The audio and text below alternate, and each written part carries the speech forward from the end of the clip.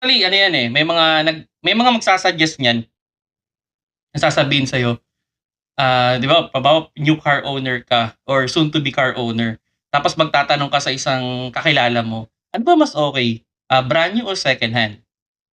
Then i-a-advice nila, mag-second hand ka muna. Tapos 'pag marunong ka na sa kotse, tsaka ka na mag-brand new.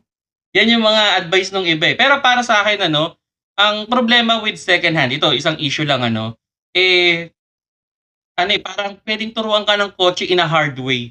Hindi siya dahan-dahan. Kaya ito, pinaka-advice ko lang ano, sa mga bibili ng secondhand na kotse, kung ang budget ninyo is 500,000 sa isang secondhand, 'wag niyong isasagad.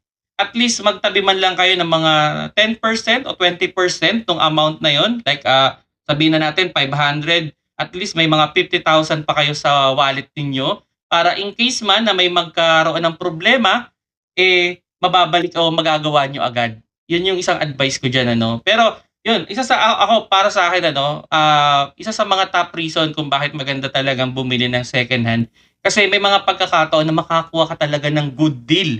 Lalo na kung mabilisan yung benta.